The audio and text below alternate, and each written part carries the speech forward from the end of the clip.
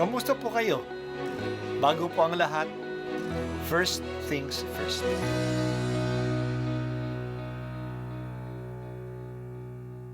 Good morning po. Sinisimulan po natin ngayon ang first things first. At dito po, tinatalakay natin sa unang bahagi ng umaga natin ay ang first readings na binabasa po sa banal na misa. Ito pong tinatalakay natin kasi madalas po kasi marami na tayong alam tungkol sa gospel readings. Pero konti po ang nagsasalita sa first readings.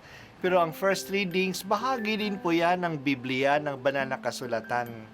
Kaya susubaybayan po natin ang mga first readings, basahin po natin at kuminsan kailangan ng basahin ng 2 o 3 beses bago maintindihan kasi hindi po tayo familiar sa mga istorya at sa mga kaisipan na tinatalakay dito. Ang pagbasa mula sa Aklat ng Karunungan. Mga hari, pakinggan ninyo ito at unawain.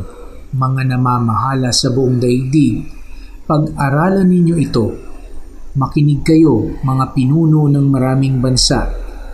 Kayo na ang ipinagmamalaki ay ang dami ng inyong mga nasasakupan. Ang pamamahala ninyo ay kaloob ng Panginoon at ang kapangyarihay mula sa kataas-taasan. Siya ang susuri sa inyong mga gawa at sisiyasat ng inyong mga panukala. Kung sa inyong pagiging tagapamahala ng kanyang kaharian ay hindi kayo magiging tapat, kung hindi ninyo susundin ang kautusan, at kung hindi kayo mamumuhay ayon sa kanyang kalooban, madali siyang paririto at parurusahan kayo ng mabigat na parusa.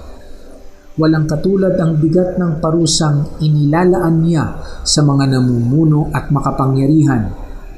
Ang mga aba ay kahahabagan at patatawarin, ngunit ang mga nasa kapangyarihan ay mahigpit na hahatulan. Ang Panginoon ng lahat ay hindi natatakot kanino man, gaano man siya kadakila. Siya ang malikha sa lahat, sa dakila at sa aba. Kaya't pare-pareho lang ang tingin niya sa lahat. Ngunit mas mahigpit ang paghatol niya sa mga nasa kapangyarihan. Kaya, mga hari, sinasabi ko sa inyo ang mga bagay na ito upang matuto kayo at nang hindi kayo magkamali. Ito ay mga banal na bagay at kung gagamitin ninyo sa paraang banal, kayo rin ay magiging banal. Pag natutunan ninyo ang mga aral na ito, maipagtatanggol ninyo ang inyong sarili sa araw ng paghuhukom. Kaya nga, pahalagahan ninyo ang aking mga aral. Unawain ninyo ito at kayo'y matututo. Ang salita ng Diyos. Salamat sa Diyos. Ang tao ay katiwala lamang. Hindi tayo ang may-ari. Ang kataas-taasan ang may-ari. Ito ay totoo, lalo na sa mga may kapangyarihan, sa mga pinuno, sa mga taong dakila. Mawawala din ang kanilang kapangyarihan at ang kanilang mga pera.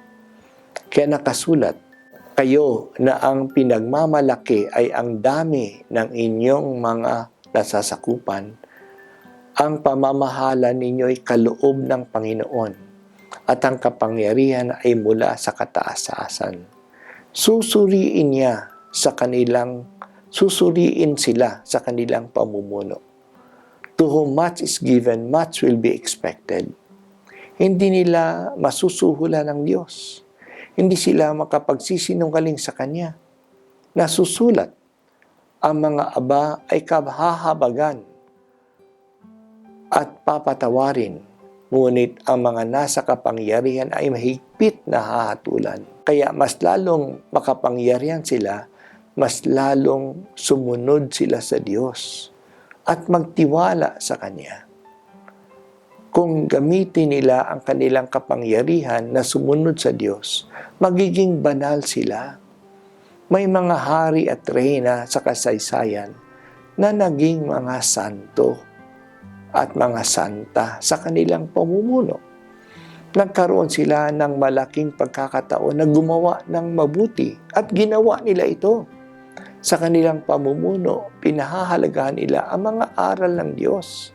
naging maunlad ang kanilang kaharian, naging masaya ang kanilang mga nasasakupan, at naging santo pa sila sa kanilang pamumuno. Marami silang mahihirap na natulungan.